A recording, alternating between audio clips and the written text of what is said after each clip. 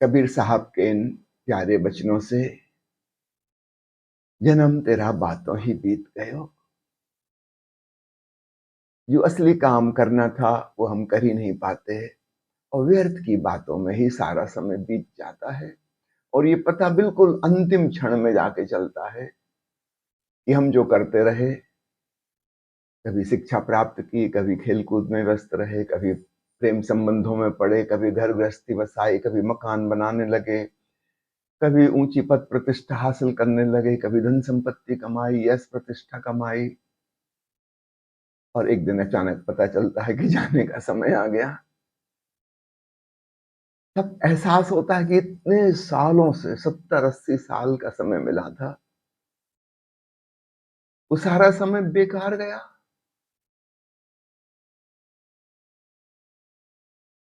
एक नर्स जो terminal illness वाले मरीजों के संग काम करती थी, अंतिम क्षणों में सेवा करती थी, उसने एक किताब लिखी है कि लोगों को किन बातों का पछतावा होता है मरते समय।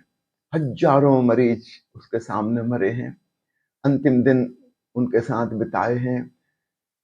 वो बिल्कुल छोटी छोटी बातें हैं जिनका पछतावा होता है। उसने मुख्य 5 बातों का उल्लेख किया है। आश्चर्य की बात है, वो 5 बातें हम कभी भी कर सकते थे, लेकिन वो हम नहीं करते। हम न जाने और क्या क्या करते रहते हैं। सावधान,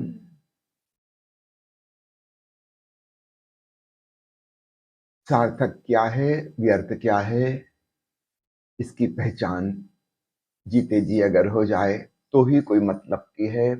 अंत समय में तो सबको समझ में आ जाएगा कि सब व्यर्थ गया, लेकिन तब समझने से कोई लाभ नहीं। अब तो समय बीत चुका। कबीर साहब के 5 वचनों का आज हम विश्लेषण करेंगे, समझने की कोशिश करेंगे इस संदर्भ में। ओशो ने इन 5 वचनों को अपनी किताबों का शीर्षक बनाया है, तो आप समझ जाइए कि बहुत ही महत्वपूर्ण होंगे। पहला वचन है, पीवत राम रस लगी खुमारी। पहला सार्थक कार्य करने जैसा है राम रस को पीना, जिससे शांति और आनंद की खुमारी लग जाती है। हम और न जाने कौन कौन से नशे करते रहते हैं, लेकिन उनसे कोई शांति और आनंद नहीं मिलता। क्षणिक रूप से दुख को, चिंता को भूल जाते हैं, बस गहरी नींद लग जाती है। लेकिन फिर जब नींद टूटेगी हम पाएंगे वहीं के वहीं हैं। चिंताएं और दुख अपनी जगह खड़े हैं, समस्याएं अपनी जगह खड़ी हैं, कुछ भी हल नहीं हुआ। एक राम रस भी है। जब कोई व्यक्ति ध्यान में गहरे डूबता है, उसे अपने भीतर एक ऐसी ध्वनि सुनाई देती है जिससे कोई शीघ्रता से राम राम राम राम राम राम का जप कर रहा हो, अथवा ओम ओम ओम ओम कह लो, या नाम। संतों ने उस ध्वनि को अनाहत नाद कहा है, प्रणव कहा है उपनिषद के ऋषियों ने। वो कुछ कुछ राम जैसी, नाम जैसी, ओम जैसी है। एग्जैक्टली तो इनमें से किसी से नहीं मिलती जुलती। उसमें ओ नहीं है ओम का, उसमें रा नहीं है राम का, लेकिन उसका उच्चारण हम कैसे करें? तो इन शब्दों के माध्यम से व्यक्त करते हैं। कुछ संतों ने तो यहां तक कहा है परमात्मा से कि तुझसे बड़ा तेरा नाम रे। बड़ी विचित्र सी बात है, भगवान से भी बड़ा भगवान का नाम। वो जो ध्वनि गूंज रही है उसकी तरफ इशारा है, जिसे नानक कहते हैं एक ओंकार सतनाम। वो ध्वनि ऐसी है जैसे फूलों के आसपास भौरे मंडरा रहे हैं, गुंजार की आवाज हो रही है। कबीर साहब कहते हैं, बहुत मोल महंगे गुड़ पावा, लय कसाब रस राम चुआवा, कहे कबीर फाबी मतवारी, पीवत राम रस लगी खुमारी।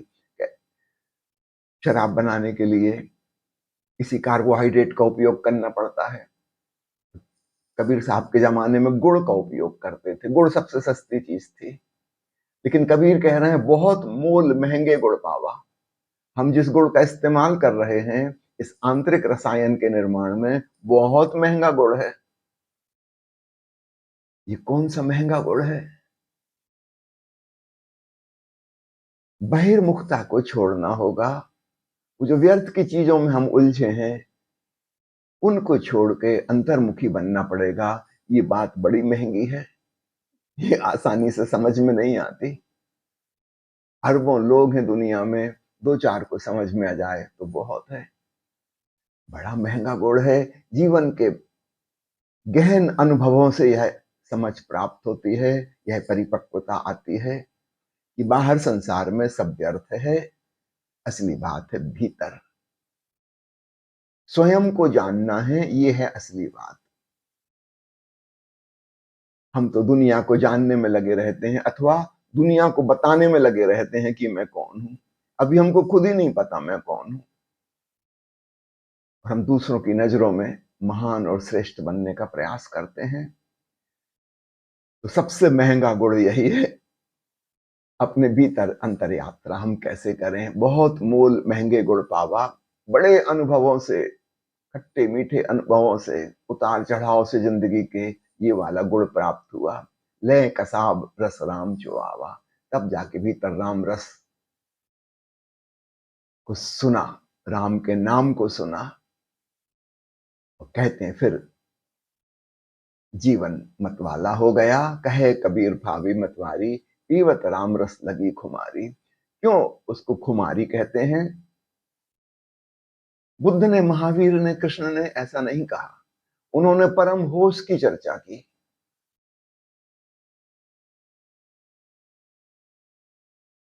कुछ लोग हैं जो परम बेहोशी में डूब गए, समाधि में। रामकृष्ण परमहंस, रमण महर्षि, और ऐसे भी बहुत लोग हुए जो लगभग बेहोश हो जाते थे कुछ घंटों के लिए, कई दिनों के लिए। उन्होंने भी खुमारी की चर्चा नहीं की। एक बड़ा वर्ग संतों का ऐसा है जो ना तो बुद्ध महावीर जैसा होश की बात करता है, और ना रमण और रामकृष्ण जैसी बेहोशी की समाधि में डूबता है। मध्य की एक अवस्था, मदहोशी की, बड़ी आनंद की अवस्था है। कुछ कुछ होश, कुछ कुछ बेहोशी, उसका नाम है खुमारी।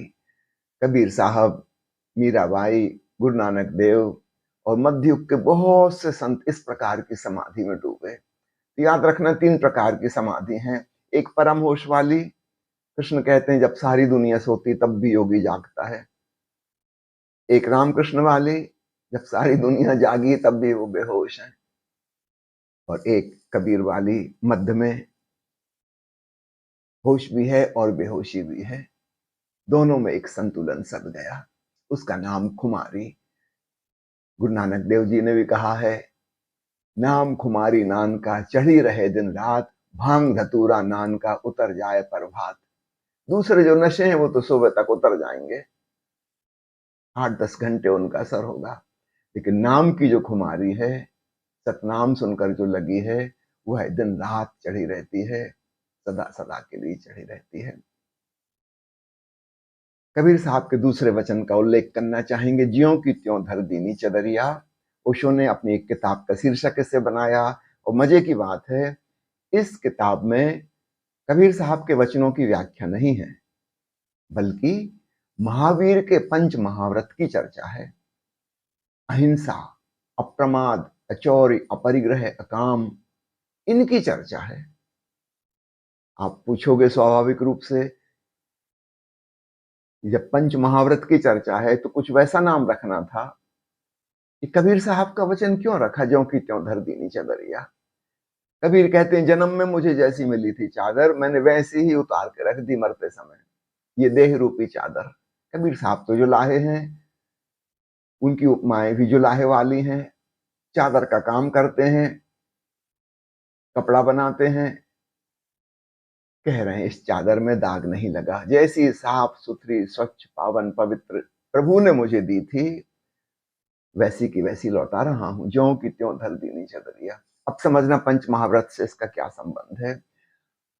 हमारी चादर में, तन मन में जो दाग लगते हैं, वे हैं हिंसा के, चोरी के, झूठ के, बेईमानी के, परिग्रह के, संग्रह के, लोभ लालच के, विभिन्न प्रकार की कामनाओं के, वासनाओं के, प्रमाद के, मूर्छा के, अहंकार के। ये हैं दाग धब्बे। अगर ये दाग धब्बे ना लगे, हमने पंच महाव्रत की साधना की, तो हमारी चादर साफ सुथरी रह जाएगी। और तब प्रभु से हम भी कह सकेंगे कि आपने जैसी दी थी ज्यों की त्यों लौटा रहा हूं। झीनी झीनी बीनी रे चदरिया, सोई चादर सुर नर मुनि ओढ़ी, दास कबीर जतन से ओढ़ी। फर्क हो गया, और सबने भी ओढ़ी, मगर ओढ़ के मैली कीनी चदरिया। और दास कबीर ने कैसी ओढ़ी? जतन। जतन यानी ध्यान, जतन यानी प्रार्थना, जतन यानी भक्ति, यत्न प्रयत्न प्रयास। दास कबीर जतन से ओढ़ी, ज्यों की त्यों धर दीनी चदरिया। कोई दाग नहीं लगा। तो पंच महाव्रत की साधना वास्तव में इस चादर को, तन मन को, अपने हृदय को, अपनी अंतरात्मा को स्वच्छ करने की साधना है। एक बार एक सज्जन ने पूछा ओशो से कि ऐसा लगता है कि कबीर साहब बड़े अहंकारी हैं, अभिमानी हैं, कह रहे हैं कि मैंने चादर ज्यों की त्यों वापस लौटा दी। क्या अपनी महानता और श्रेष्ठता बता रहे हैं कि और सुर नर मुनि ने ओढ़ी, ओढ़ के मैली कीनी चदरिया? ओशो ने समझाया कि नहीं, कबीर साहब अभिमानी नहीं हैं, बहुत विनम्र हैं। सच पूछो तो कबीर साहब बहुत कम करके बता रहे हैं कि ज्यों की त्यों धर दीनी। गौर से सुनना ओशो का उत्तर। कबीर साहब बढ़ा चढ़ा के नहीं बता रहे हैं, कम करके बता रहे हैं। सच्चाई ये है कि प्रकृति ने जैसी दी थी उससे ज्यादा पवन पावन पवित्र सुगंधित करके लौटाई है। जिस देह में प्रबुद्ध व्यक्ति की चेतना विराजमान रहती है, उसकी देह भी एक पावन सुगंध से भर जाती है। तो ऐसा नहीं सोचना कि सिर्फ बालवत शिशुवत उनका शरीर है। नहीं, उनका शरीर और ज्यादा शुद्ध हो गया, जितना मिला था उससे भी ज्यादा बेहतर। सत्यम शिवम सुंदरम, सच्चित आनंद उसमें इतने वर्षों विराजमान रहा। बड़ी अद्भुत बात कही ओशो ने कि कबीर साहब एक्चुअली तो और भी ज्यादा पवित्र करके लौटा रहे हैं। और तब उन्होंने वह बात बताई कि जिंदगी भर काशी में रहे कबीर, जहां मान्यता थी कि काशी में मरने वाले स्वर्ग जाते हैं, मोक्ष जाते हैं, मुक्ति हो जाती है। और ऐसा भी अंधविश्वास प्रचलित था कि मगहर नामक गांव में जाके जो लोग मरते हैं वो अगले जन्म में गधे बनते हैं, नरक जाते हैं। कबीर साहब जब वृद्ध हो गए और बीमार रहने लगे, उन्होंने काशी छोड़ दी और मगहर में जाके बस गए। लोगों ने बहुत समझाया कि क्या कर रहे हो, लोग तो उल्टा करते हैं, मगहर वाले काशी में आ जाते हैं बुढ़ापे में। कबीर ने कहा, अगर काशी की वजह से मुझे मोक्ष मिला, ऐसा मोक्ष मुझे नहीं चाहिए।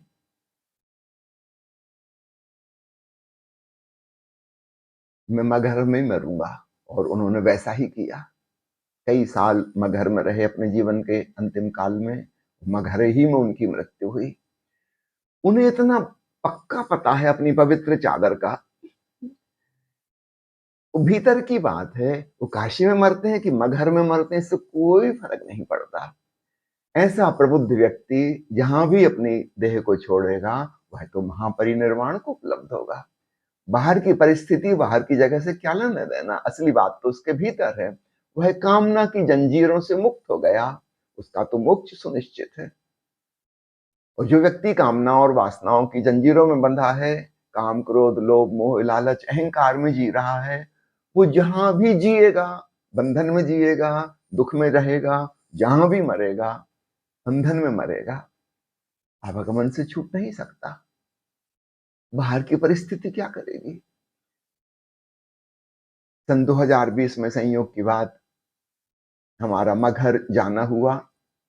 वहां कबीर साहब की जो समाधि है वो दो हिस्सों में बटी हुई है।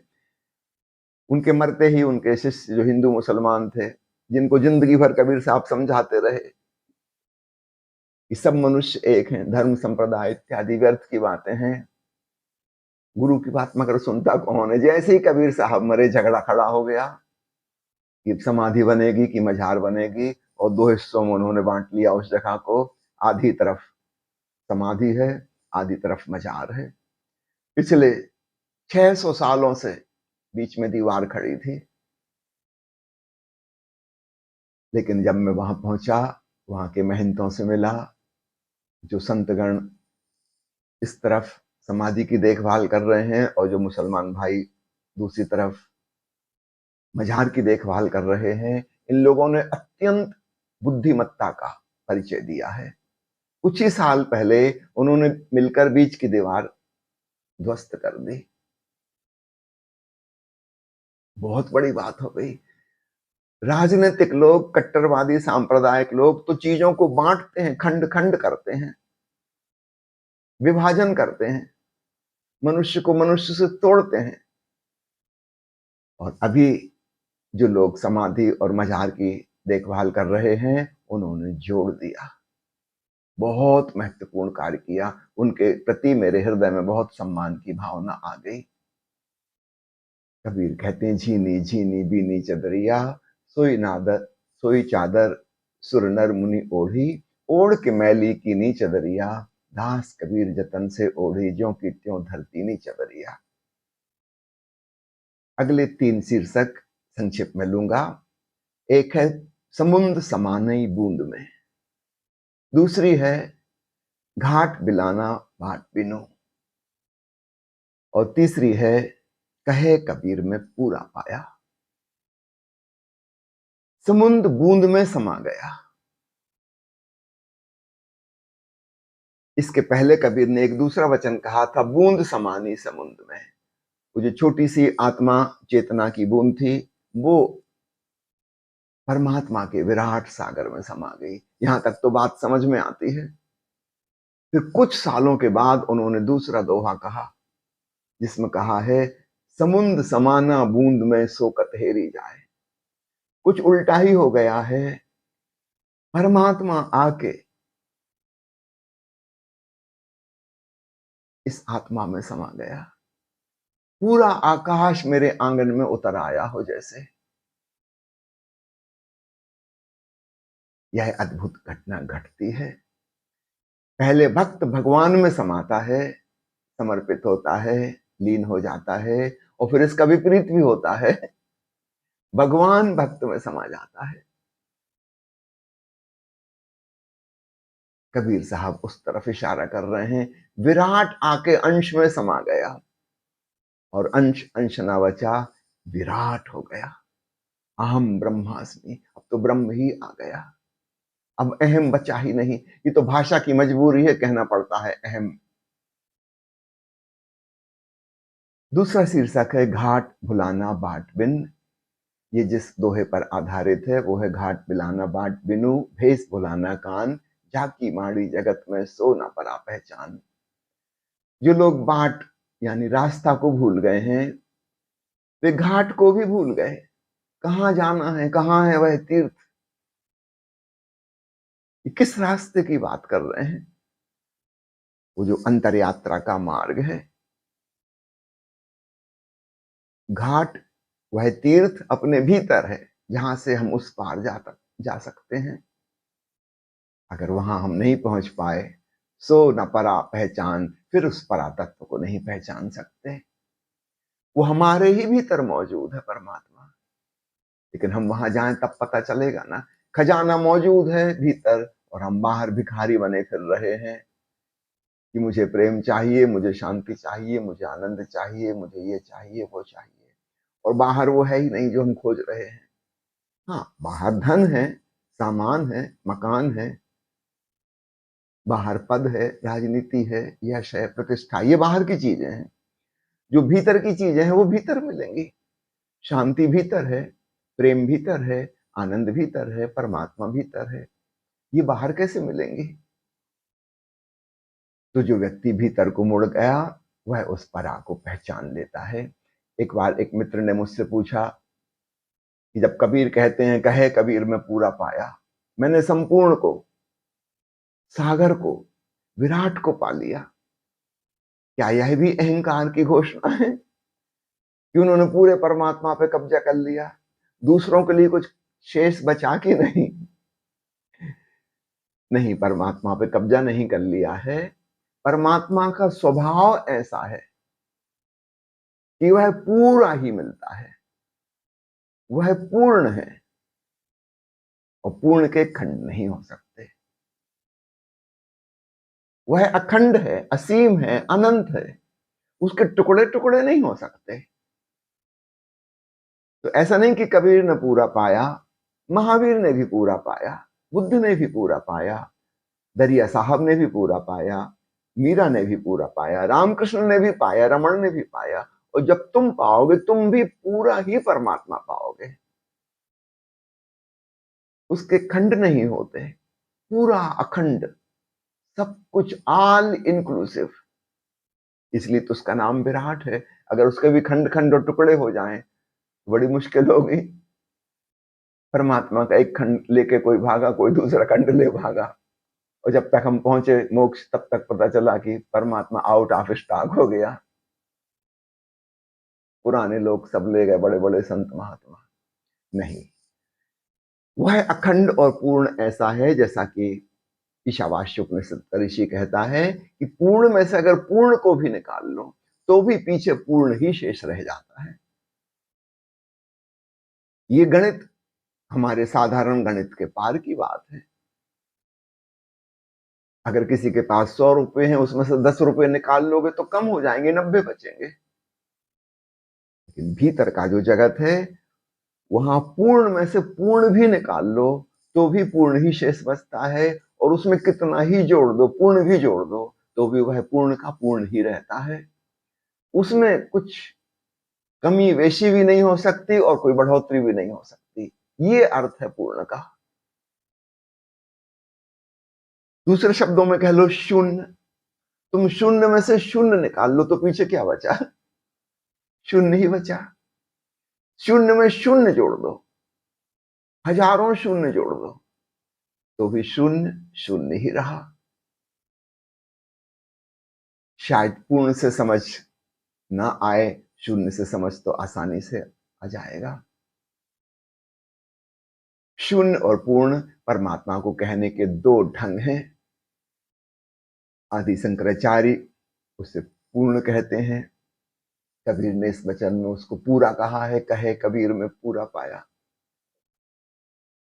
बुद्ध ने, नागार्जुन ने, बोधि धर्म ने उसे शून्य कहा है। कहने का ढंग अलग है, बात वही की वही है। पूर्णवादी से पूछो पूर्ण के गुण और लक्षण, और शून्यवादियों से पूछो शून्य के लक्षण, वो एक ही चीज की वर्णन करेंगे, सिर्फ शब्द अलग है। कहे कबीर मैं पूरा पाया, पूरा का पूरा ही पा लिया। सब घट साहब दीठा, और अब सर्वत्र वही दिखने लगा। पूरा वचन इस प्रकार है, ता आला की गति नहीं जानी, गुर गुड़ दिया मीठा, कहे कबीर में पूरा पाया, सब घट साहब दीठा। पहचान क्या है पूरा पाने की? कि फिर घट घट में सर्वत्र वही नजर आता है। ऐसा नहीं कि सिर्फ अपने भीतर पता चला अहम ब्रह्मास्मि, यह भी पता चला तत्त्वमसि श्वेत केतु, तू भी वही है, सब वही है, ओमनी प्रेजेंट। वो जो राम रस जिसने अपने भीतर पहचान दिया, ओंकार की धुन सुन ली, उसे यह भी पता चल गया कि सर्वत्र वही है, ओम की तरह प्रेजेंट, ओमनी प्रेजेंट। अंग्रेजी में शब्द है सर्वव्यापी के लिए। घट घट में वही है। हाँ, अगर कोई कहे कि सिर्फ मेरे भीतर पूरा है, सिर्फ मेरे भीतर, तो वो अहंकार की, घमंड की बात है। लेकिन जब कोई कहता है कहे कबीर में पूरा पाया, सब घट साहब दीठा, अब वह साहब, अब वह मालिक सब जगह नजर आता है, कण कण में भगवान। ये अहंकार की घोषणा नहीं है, यह आत्मज्ञान है। और आत्मज्ञान के संग संग ब्रह्म ज्ञान है। स्व में जाना और फिर सर्व में जाना।